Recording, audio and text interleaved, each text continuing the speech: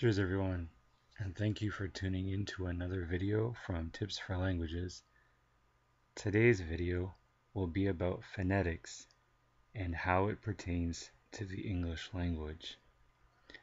Now, at some point in the video, I may be making some rather interesting noises.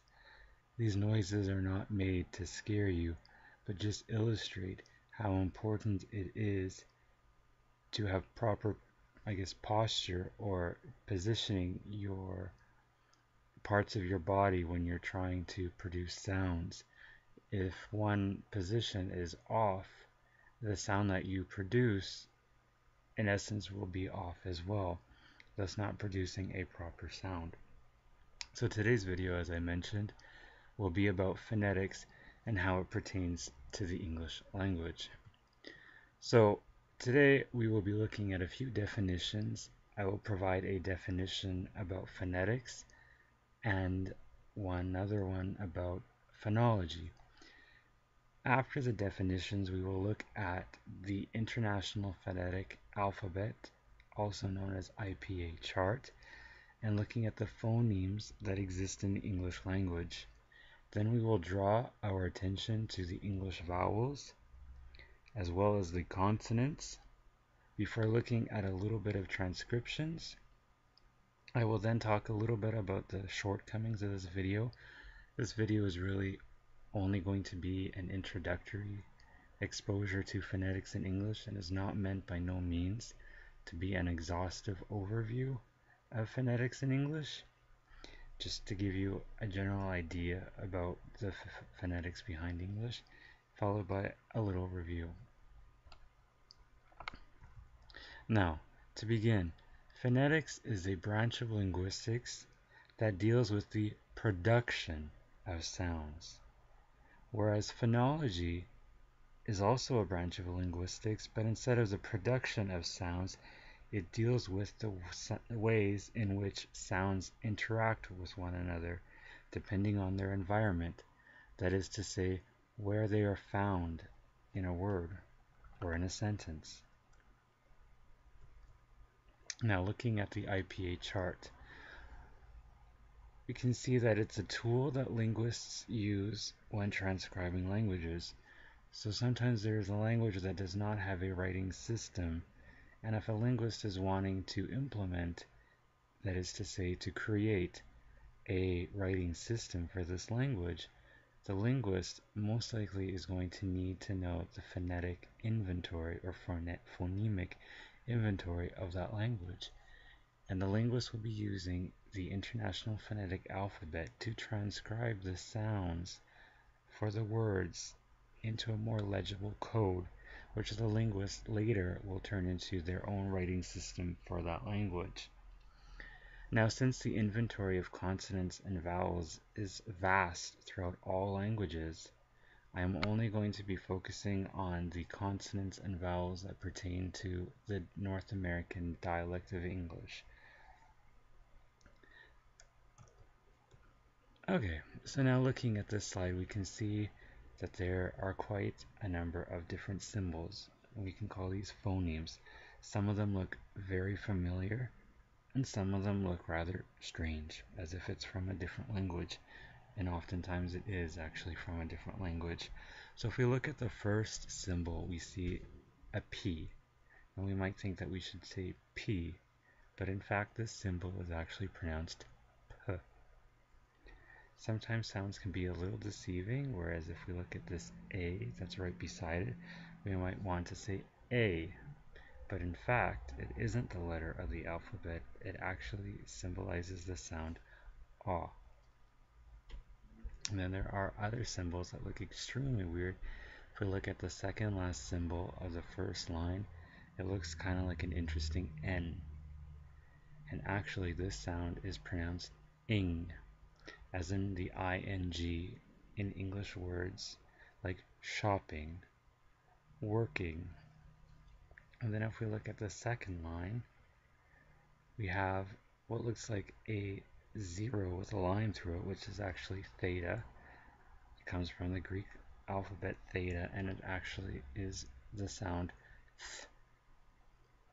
And then if we look at two symbols beside it, we have an A and an E together. It's from the Latin alphabet, and it's pronounced A, as in father. So if we continue now, we can look now towards the vowels that are found in the English language. So one distinction that we can note about English is at times we have vowels that are tense and others that are lax. Now, tense meaning that the way that we position our mouth is it's very tight, whereas lax vowels are rather relaxed and our mouth is not as tight. They're more lazy vowels if you want to use it that way. So if we look inside the trapezoid, are more lax vowels, whereas on the outskirts, the outer edges of the trapezoid, these vowels are tense. And there is one important distinction to point out. It's definitely problematic for a lot of learners of English, is the E and I distinction. So if we look now at this slide, we can see that this distinction is important because we actually have different words that use the same sounds except for the vowel is different. So if we take the word peach and the word pitch, they all have the exact same sounds except the vowel is different. And then another example is the word seat and sit.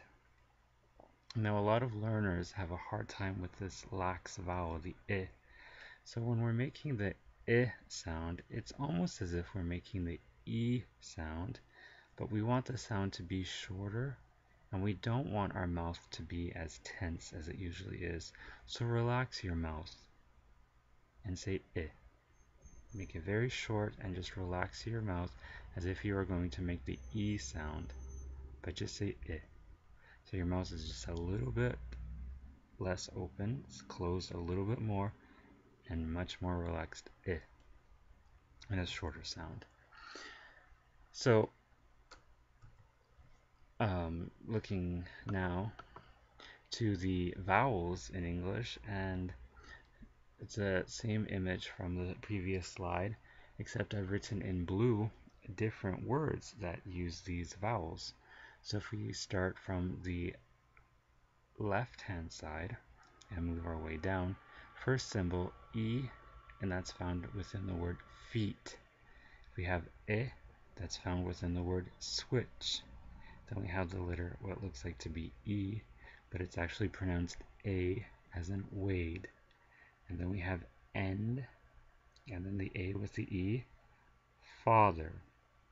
Right in the middle is a vowel that we call the schwa, and it's the upside down E, and it's a very short vowel, and oftentimes it can be omitted. It's very short, and that can be found in the word apart.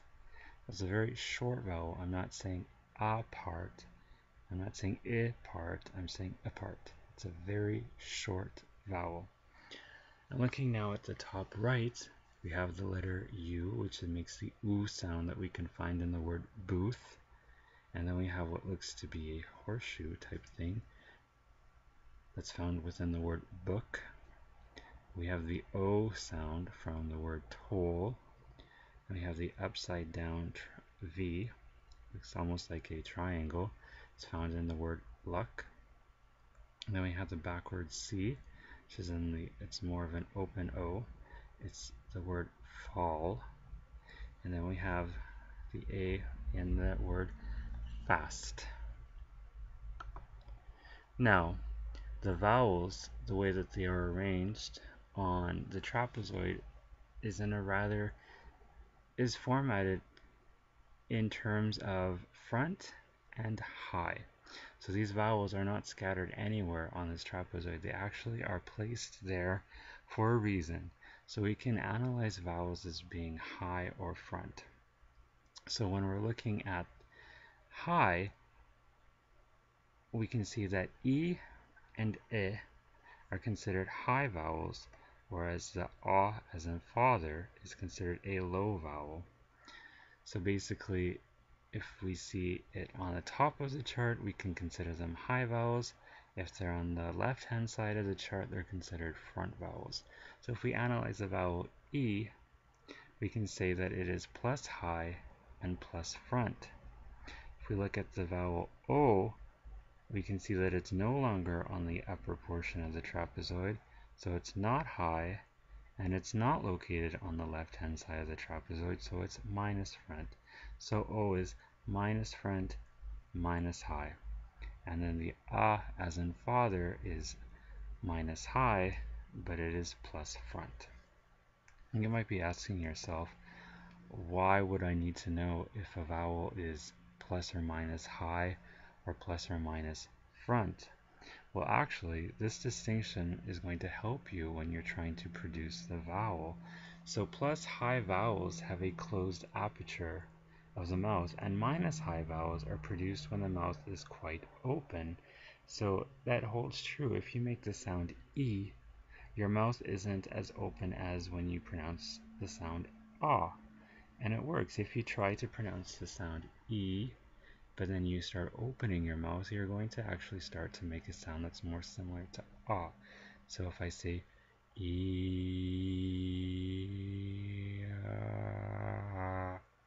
as I was opening my mouth, I wasn't able to retain my E sound. I was actually starting to produce a ah sound. Whereas plus front vowels are produced when the tongue is forward in the mouth, and minus front vowels are formed when the tongue is actually in the back of the mouth. So we can use the same example.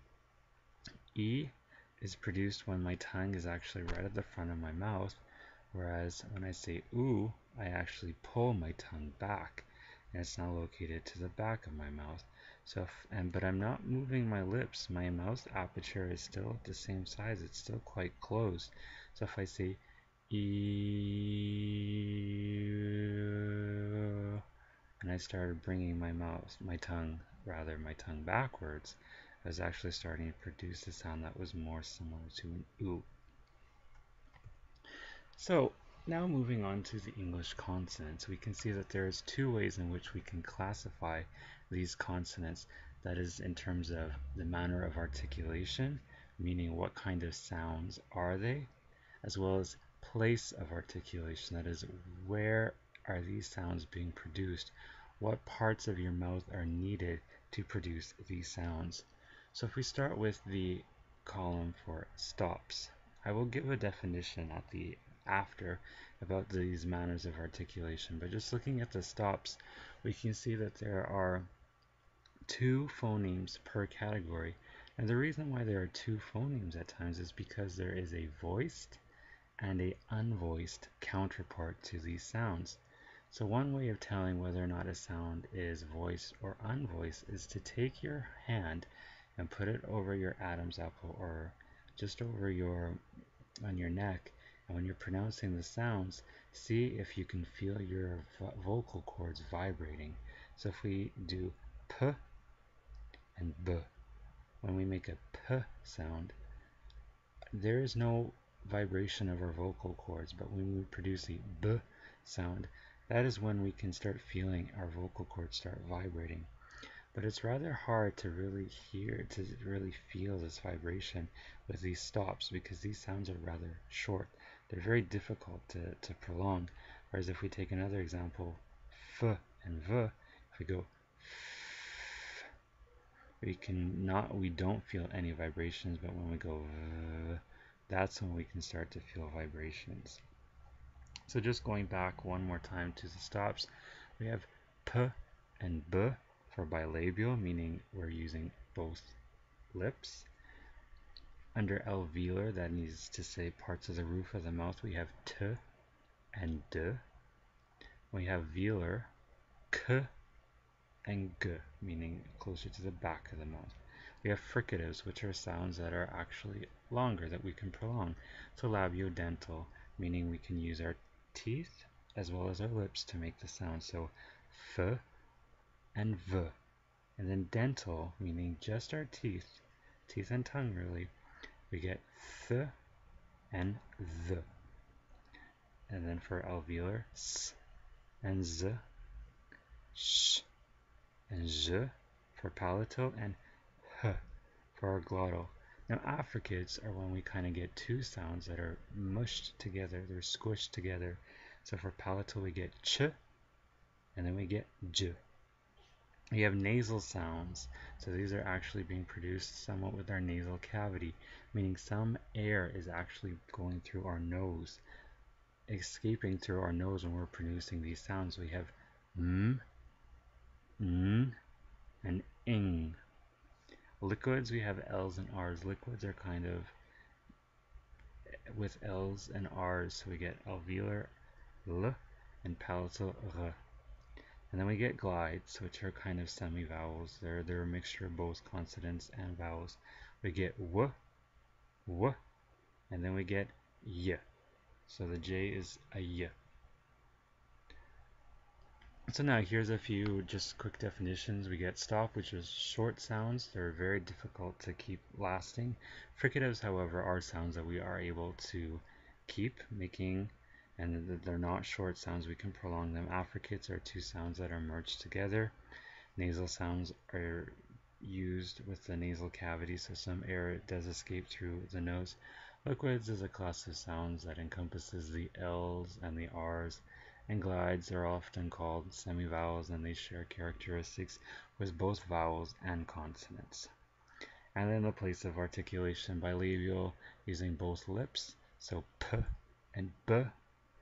Labiodental, using both the lips and the upper teeth, such as f and v. And then the dental sounds, which are quite problematic for learners of English.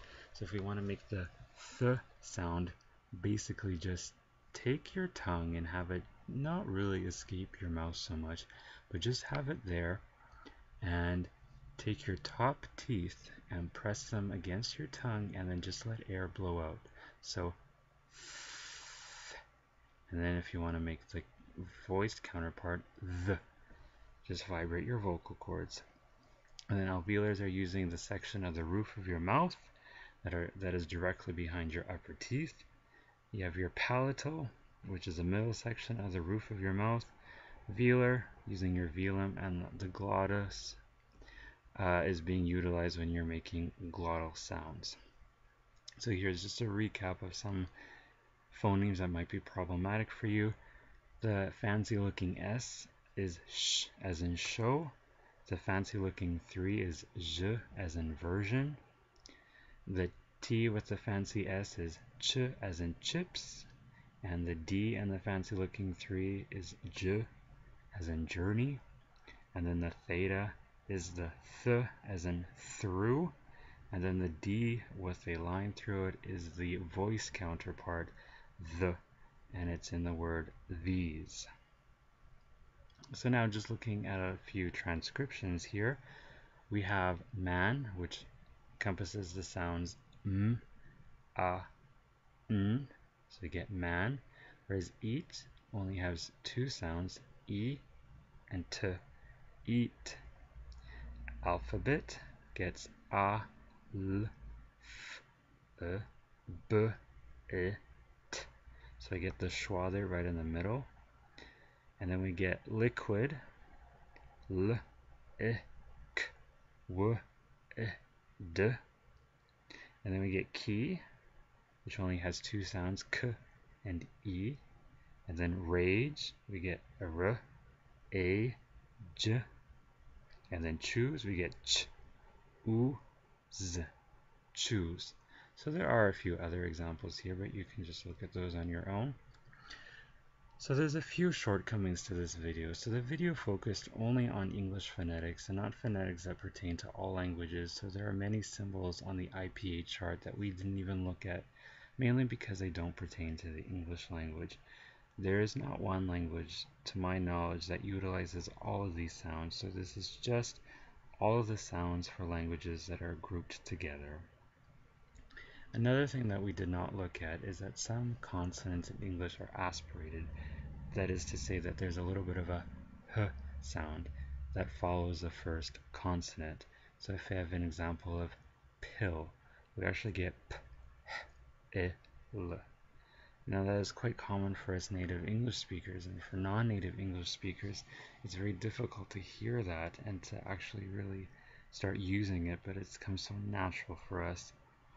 And as I said, there's several other consonants that exist in other languages, such as vowels.